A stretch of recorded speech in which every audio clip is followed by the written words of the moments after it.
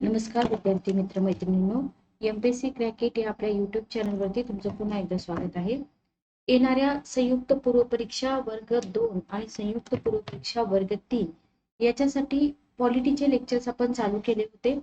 एका सिरीज नुसार तुम्हाला लेक्चर मिळूनच जातील. आता काही डेमो लेक्चर आपण घेत आहोत.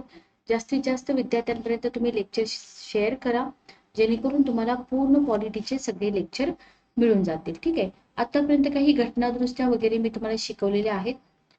बऱ्याच विद्यार्थ्यांचे मेसेजेस येत आहेत, तर तुम्ही जास्तीत जास्त विद्यार्थ्यांची डिमांड आहे की सगळे लेक्चर घ्यावे, पण तुम्ही जितक्या जास्त विद्यार्थ्यांना शेअर कराल तितका जास्त तुम्हाला फायदा होईल. लाईव्ह लेक्चरची तुमच्या इच्छा असेल तर तुम्ही तसं मला मेसेज करा की मॅडम आमचा 10 ते 12 जणांचा ग्रुप आहे, तुम्ही लाईव्ह लेक्चर घ्या. तर आपण नक्की लाईव्ह लेक्चर घेऊया.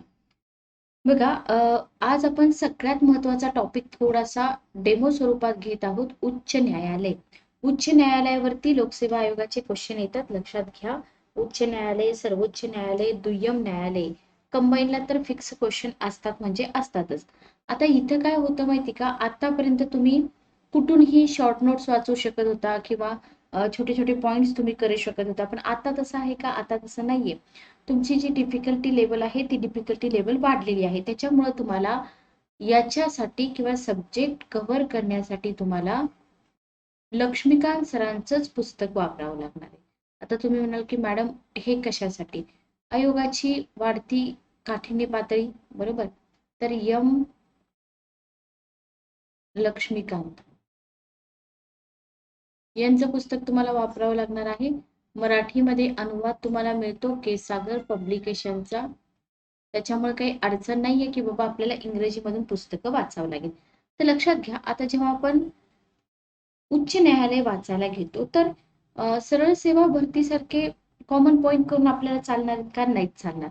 उदाहरणार्थ बघा, उदाहरणार्थ की तुम्हाला एक वाक्य दिलं आयोगाने की एकात्मिक भारतातील एकात्मिक न्यायिक प्रणालीमध्ये, ठीक आहे, भारतातील एकात्मिक न्यायिक प्रणालीमध्ये उच्च न्यायालयाचं जे स्थान आहे ते एससीच्या म्हणजे सर्वोच्च न्यायालयाच्या नियंत्रणाअंतर्गत आहे. नियंत्रणाअंतर्गत आहे, ठीक आहे, बरोबर. आता एससीच्या नियंत्रणाअंतर्गत आहे, परंतु जे दुय्यम न्यायालय असतात, दुय्यम न्यायालयांच्या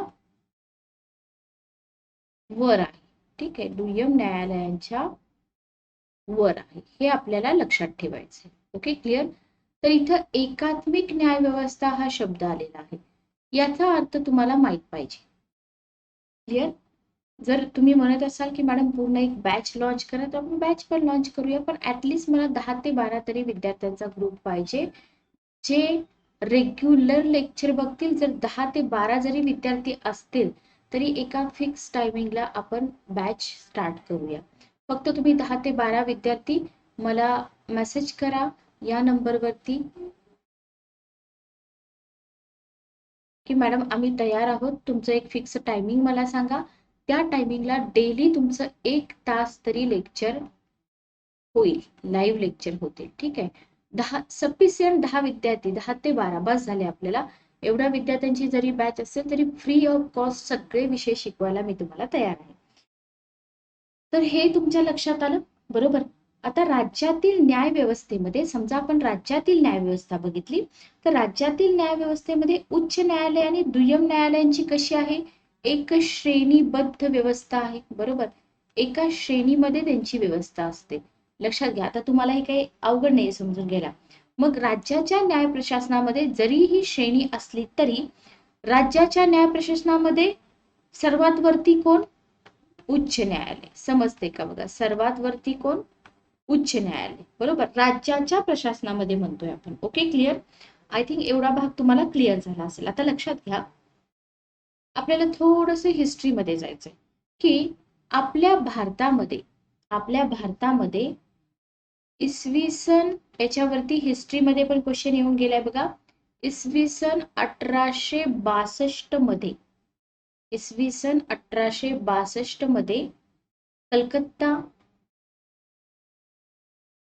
त्याच्यानंतर मुंबई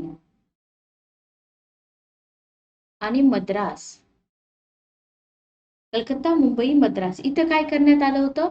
या 3 ठिकाणी HC ची स्थापना करण्यात आली होती, म्हणजे हायकोर्टाची स्थापना करण्यात आली होती, बरोबर. आणि 1862 पासूनच उच्च न्यायालय म्हणजे हायकोर्ट ही संस्था अस्तित्वात आलेली आहे. लक्षात ठेवा, तुमच्यासाठी हा पॉइंट खूप इम्पॉर्टंट आहे की उच्च न्यायालय ही व्यवस्था कधीपासून अस्तित्वात आली? तर जेव्हा कलकत्ता, मुंबई आणि मद्रास हायकोर्टाची स्थापना झाली 1862 मध्ये, तेव्हापासून उच्च न्यायालय ही संस्था अस्तित्वात आली. ठीक आहे, हे झाले 3 उच्च न्यायालय. क्लिअर? बरोबर. बघा, आता समजा आयोगाने याच्यापेक्षा पण डीप मध्ये विचारलं तर इंडियन हायकोर्ट्स ऍक्ट कधीचा आहे? 1861 चा आहे. इंडियन हायकोर्ट ऍक्ट नुसार या 3 हायकोर्टाची स्थापना करण्यात आली होती. लक्षात ठेवा. आता चौथं जे हायकोर्ट आहे ते आहे 1866 मध्ये आलेलं. कोणता हायकोर्ट? अलाहाबाद. वारंवार क्वेश्चन तुम्हाला विचारलेले आहेत. अलाहाबाद हायकोर्ट. Okay, clear? इथपर्यंत समजलं का? बघा, अलाहाबाद हायकोर्ट. ठीक आहे. आता पुढं ब्रिटिश इंडियामध्ये प्रत्येक राज्यात उच्च न्यायालय स्थापन करण्यात आली, बरोबर. जर तुम्ही बघितलं तर 1950 नंतर असलेले उच्च न्यायालय त्या त्या राज्याचं उच्च न्यायालय बनलं. त्या त्या राज्याचं काय झालं? उच्च न्यायालय बनलं. ठीक आहे. पुढचा भाग आता आपण घेऊया. पुढे आपल्याला काय दिलेलं आहे की प्रत्येक राज्यात उच्च न्यायालय असेल. बघा, इथं मी स्टार करते. प्रत्येक राज्यामध्ये, प्रत्येक राज्यात उच्च न्यायालय म्हणजे हायकोर्ट असेल असं आपल्या घटनेतच म्हटलेलं आहे. हे विचारतात बघा, आपल्या घटनेमध्ये अशी तरतूद आहे का नाही? तर प्रत्येक राज्यात हायकोर्ट असेल असं आपल्या घटनेतच म्हटलेलं आहे. परंतु 2 किंवा अधिक राज्यांसाठी, 2/2+ राज्यांसाठी किंवा ऑब्लिक म्हणा संघराज्यासाठी, संघराज्यासाठी हे पॉइंट आयोगाकडून विचारले जातात. 2 किंवा 2 पेक्षा अधिक राज्यासाठी किंवा संघराज्य प्रदेशासाठी संयुक्त न्यायालय स्थापण्याचा अधिकार जो असतो, संयुक्त न्यायालय स्थापन करायचं आहे. तर हा अधिकार कोणाला आहे? संयुक्त न्यायालय स्थापन करण्याचा अधिकार संसदेला आहे, बरोबर. संसदेला आहे. पण हा अधिकार सुरुवातीपासूनच होता का आपल्या घटनेमध्ये? नाही. तर 2 किंवा 2 राज्यांसाठी किंवा 2 पेक्षा जास्त राज्यांसाठी किंवा संघराज्य प्रदेशांसाठी संयुक्त न्यायालय स्थापन करण्याचा अधिकार संसदेला 7वी घटना दुरुस्ती हे तुम्हाला विचारलं जातं. 7वी घटना दुरुस्ती अधिनियम 1956 अनुसार दिलेला आहे. कुणाला? संसदेला. समजते का? बघा, हा पॉइंट तुमच्यासाठी इम्पॉर्टंट आहे. या घटना दुरुस्तीने संसदेला हा अधिकार दिलेला आहे की 2 राज्यांसाठी किंवा 1 राज्य 1 संघराज्य प्रदेशासाठी किंवा 2 पेक्षा अधिक राज्यांसाठी एक संयुक्त न्यायालय स्थापन केलं जाऊ शकतं. क्लिअर? चला, पुढचा पॉइंट आपण घेऊया. आता उच्च न्यायालयाचं अधिकार क्षेत्र राज्याच्या क्षेत्राप्रमाणे असतं. समजा आयोगाने तुम्हाला हे एक वाक्य दिलं की हायकोर्टाचं जे अधिकार क्षेत्र आहे, अधिकार क्षेत्र, हे अधिकार क्षेत्र कसं असेल? जितकं राज्याचं क्षेत्र असेल तितकंच असेल की नाही? राज्याच्या क्षेत्राप्रमाणे असते का राज्याच्या क्षेत्राबाहेर पण असतं? नाही, राज्याच्या क्षेत्राप्रमाणे असतं. ठीक आहे, ओके. आणि जर तुम्ही संयुक्त न्यायालयाचं बघितलं, संयुक्त हायकोर्टाचं बघितलं तर कसं असेल? संबंधित राज्याच्या आणि संघराज्य प्रदेशाच्या क्षेत्राप्रमाणे असेल. Okay, clear? आता तुमच्यासाठी एक इथं मी प्रश्न विचारते की सध्या आपल्या देशामध्ये किती हायकोर्ट आहेत? संख्या विचारली मी तुम्हाला, बरोबर. आणि यापैकी किती हायकोर्ट संयुक्त आहेत? 3, 4? तर हे तुम्ही मला कमेंट बॉक्स मध्ये सांगायचं. Okay, clear? त्याच्यानंतर पुढचा पॉइंट बघा, स्वतःच उच्च न्यायालय असलेला म्हणजे 1966 पासून दिल्ली एकमेव संघराज्य प्रदेश आहे, सगळ्यांना माहिती आहे. इतर संघराज्य प्रदेश विविध राज्यांच्या उच्च न्यायालयाच्या अधिकार क्षेत्रात येतात. म्हणजे उच्च न्यायालयाच्या क्षेत्रामध्ये संघराज्य प्रदेश समाविष्ट करायचा ऑब्लिक उच्च न्यायालयाच्या क्षेत्रातून संघराज्य प्रदेश वगळणे हा अधिकार कोणाला आहे? हा अधिकार आहे संसदेला. लक्षात येते का बघा, एकदम इझी भाषेमध्ये मी तुम्हाला सांगते, हा अधिकार आहे संसदेला. आणि असेच पॉइंट लोकसेवा आयोग विचारतं, लक्षात घ्या. तुम्ही बरोबर करत राहिला तर तुम्हाला कंबाईनच्या एक्झामला सुद्धा क्वेश्चन सॉल्व्ह होणार नाही. क्लिअर? पुढे तुम्हाला आणखी एक चार्ट करायचा आहे, तो मी तुम्हाला घेईनच. तुम्हाला सगळ्या हायकोर्टांची लिस्ट पाहायची, त्याच्यामध्ये त्या हायकोर्टांची नावं, त्यांचं स्थापना वर्ष, अधिकार क्षेत्र हा सगळा भाग तुम्हाला, आणि स्थान म्हणजे खंडपीठांसह स्थान, पहिला कॉलम, दुसरा कॉलम, तिसरा कॉलम, चौथा कॉलम, 4 कॉलम मध्ये तुम्हाला हायकोर्टाची माहिती घ्यायची आहे, ती पण मी तुम्हाला शिकवेन. ओके. नंतरचा जो पॉइंट आहे जो तुम्हाला एक्झाम मध्ये विचारला जातो, राज्यघटनेतील कोणत्या भागामधील कोणत्या कलमामध्ये उच्च न्यायालयाची संरचना, स्वतंत्र अधिकार क्षेत्र, अधिकार प्रक्रिया नमूद केले आहेत. बघा, राज्यघटना भाग कोणता आहे? भाग 6. कलम किती पासून किती पर्यंत आहेत? कलम 214 ते कलम 231. बरोबर. याच्यामध्ये काय दिलेलं आहे? भाग 6 214 ते कलम 231 याच्यामध्ये दिलेलं आहे उच्च न्यायालय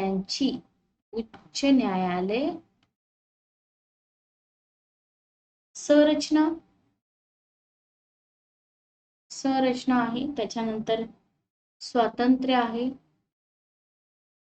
बरोबर, अधिकार क्षेत्र आहे,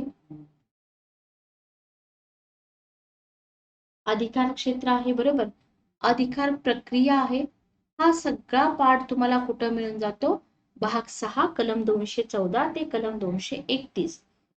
अधिकार क्षेत्र आणि प्लस अधिकार प्रक्रिया. क्लिअर? म्हणजे तुम्हाला समजा आर्टिकल वरती क्वेश्चन आला, 214 ते 231च्या दरम्यान जर कुठला आर्टिकल ऑप्शन मध्ये असेल आणि तो क्वेश्चन उच्च न्यायालयाशी संबंधित नसेल तर तुम्ही हे इलिमिनेट करू शकता लगेचच. बरोबर? समजलं? तर ही झाली आपली फक्त प्रस्तावना. जर तुम्हाला इतक्या डिटेलमध्ये पॉलिटी शिकायचं असेल तर तुम्ही मला मेसेज करा. मला फक्त 10 ते 15 विद्यार्थ्यांची बॅच असेल तरी चालेल, एक फिक्स टायमिंग तुम्ही फक्त सांगा. याच्यानंतर आपण बघणार आहोत उच्च न्यायालयाची संरचना. ओके. याच्यानंतर आपण काय बघणार आहोत? हायकोर्टाची संरचना कशा प्रकारे असते. जे क्वेश्चन आयोग तुम्हाला विचारते तेवढंच मी तुम्हाला इथे शिकवत आहे. केवळ एका राज्यासाठी किंवा संयुक्त असलेल्या प्रत्येक उच्च न्यायालयामध्ये, आता तुम्ही म्हणाल की मॅडम एका राज्यासाठी एक हायकोर्ट आहे किंवा एक राज्य एक संघराज्य प्रदेश 2 राज्य याच्यासाठी पण हायकोर्ट आहे, मग दोन्हीची संरचना सेमच असते का? सेमच असते. एक असतो मुख्य न्यायाधीश, ठीक आहे, एक असतो मुख्य न्यायाधीश. लक्षात आलं? आणि दुसरा पॉइंट तुम्हाला विचारला जाऊ शकतो की इतर न्यायाधीश जे असतात ना, तर इतर न्यायाधीशांची संख्या जी असते ती फिक्स नसते. मग त्यांची संख्या कोण ठरवतं? इतर न्यायाधीशांची संख्या फिक्स असते का? नसते. तर वेळोवेळी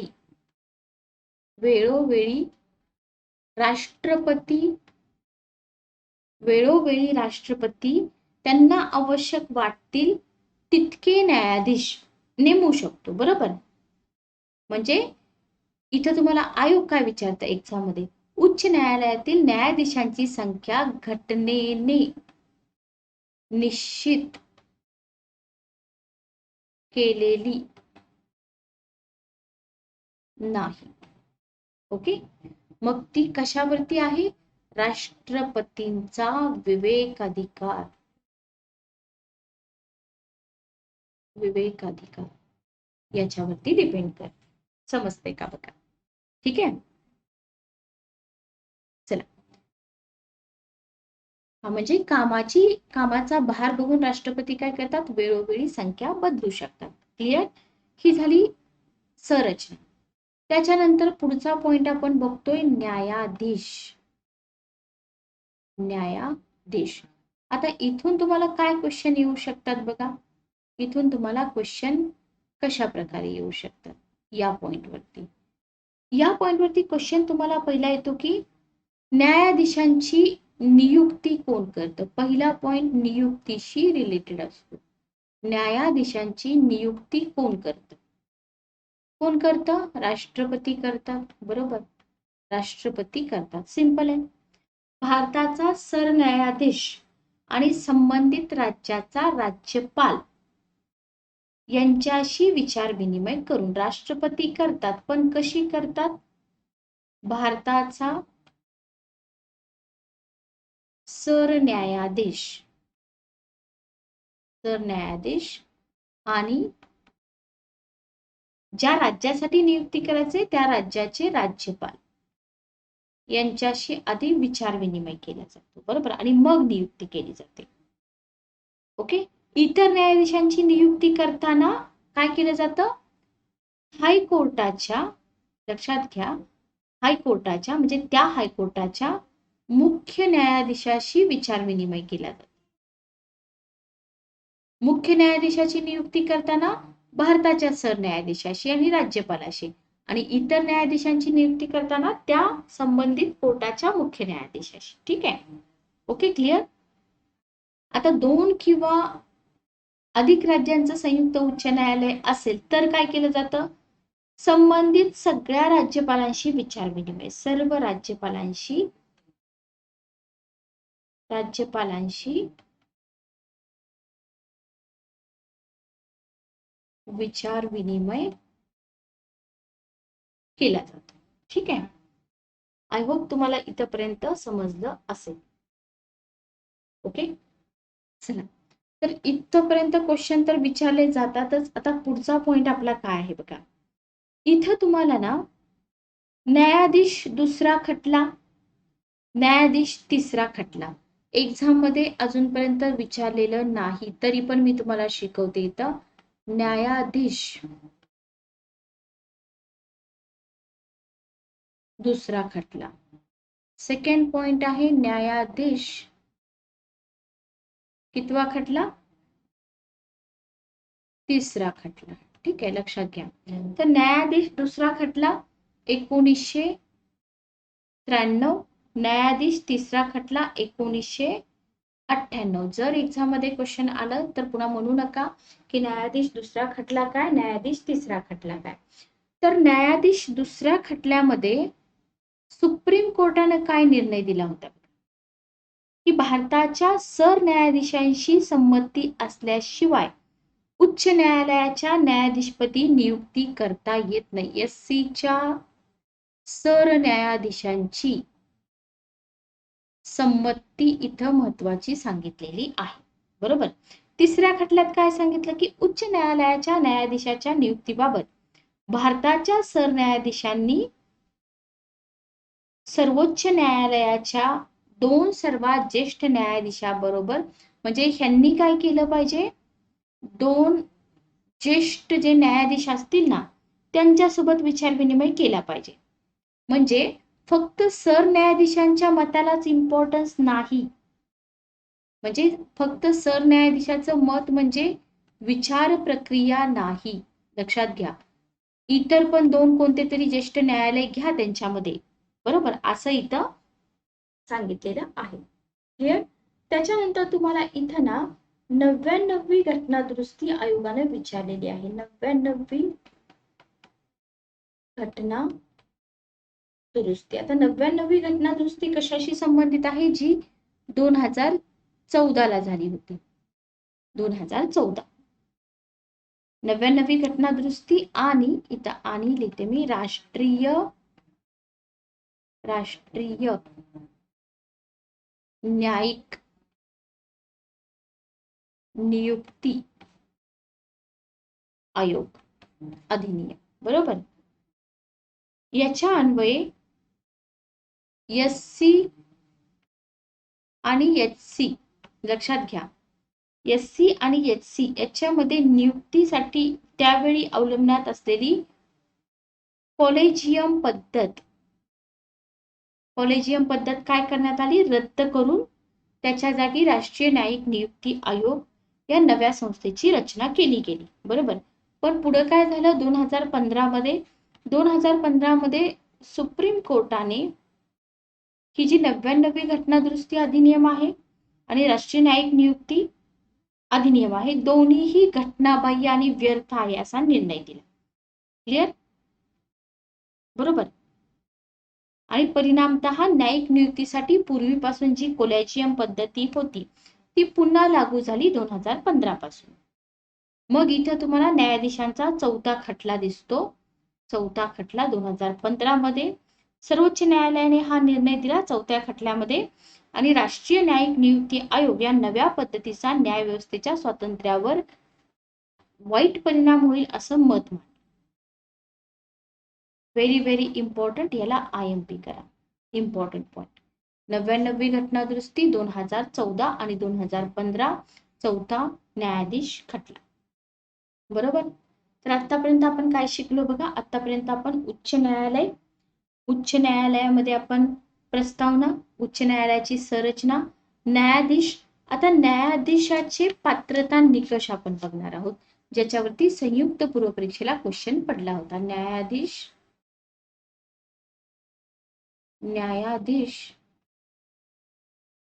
पात्रता निकष काय असतील? पात्रता निकष बघा, न्यायाधीशाचे पात्रता निकष, ती व्यक्ती जी आहे भारताची नागरिक असली पाहिजे, अयोग्यता असलीच पाहिजे, बरोबर, असली पाहिजे. ती व्यक्ती भारताच्या प्रादेशिक क्षेत्रामध्ये किती वर्ष, 10 वर्ष न्यायिक पदावर असली पाहिजे, न्यायिक पदावर असली पाहिजे, ठीक आहे. ऑब्लिक, तिनं एका किंवा एकापेक्षा अधिक हायकोर्टामध्ये मिळून सलग, बर का, सलग किती वर्ष, 10 वर्ष वकिली केलेली पाहिजे, वकिली केलेली पाहिजे. क्लिअर.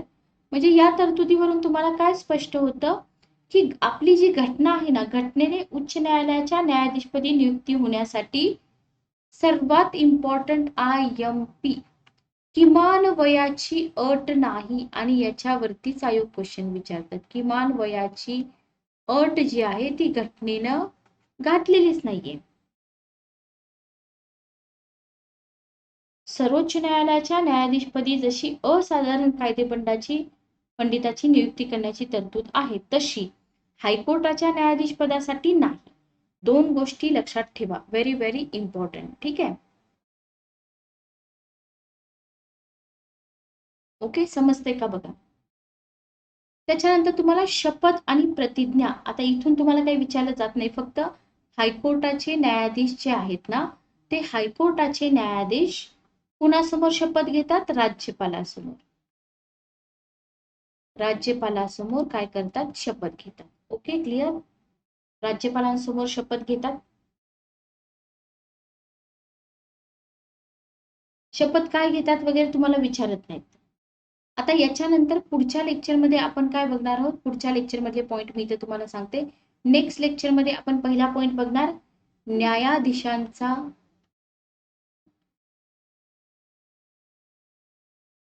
कार्यकाळ. सेकंड पॉइंट आपल्याला अभ्यासावा लागणार आहे, न्यायाधीश पदच्युती, ठीक आहे. थर्ड पॉइंट आपल्याला अभ्यासावा लागणार आहे, वेतन आणि भत्ते, ठीक आहे. चौथा पॉइंट आपल्याला अभ्यासायचा आहे, न्यायाधीशांची बदली. Okay, clear. बघा, टॉपिक खूप मोठा आहे, पण एवढं डिटेल मी तुम्हाला शिकवणारच आहे. त्याच्यानंतर तुम्हाला क्वेश्चन येतात बघा, प्रभारी न्यायाधीश म्हणजे काय, प्रभारी मुख्य न्यायाधीश म्हणजे काय, बरोबर. त्याच्यानंतर अतिरिक्त न्यायाधीश म्हणजे काय, बघा पेपर काढून क्वेश्चन आलेले आहेत. अतिरिक्त न्यायाधीश म्हणजे काय, निवृत्त न्यायाधीश म्हणजे काय, बरोबर. उच्च न्यायालयाचं स्वातंत्र्य आपल्याला बघायचं आहे. त्याच्यानंतर उच्च न्यायालयाचे अधिकार क्षेत्र. तर पुढच्या लेक्चरमध्ये एवढा भाग बघणार आहोत. त्याच्या पुढच्या लेक्चरमध्ये आपण अधिकार क्षेत्र वगैरे बघणार आहोत. तर लेक्चर कसं वाटलं मला कमेंट करून नक्की सांगा. फक्त ज्या विद्यार्थ्यांना फ्री ऑफ कॉस्ट सगळा सिलेबस शिकायचा आहे त्यांनी मला या नंबरवरती कॉन्टॅक्ट करा. तुमचा ग्रुप बनवा 10 जणांचा, 10 किंवा 12 जणांचा. जर 10च्या 10 विद्यार्थी डेली लाईव्ह राहणार असतील तर आपण लेक्चर स्टार्ट करूया. ठीक आहे, तर थांबूया आपण इथं. भेटूया नेक्स्ट लेक्चरमध्ये. Good day, take care.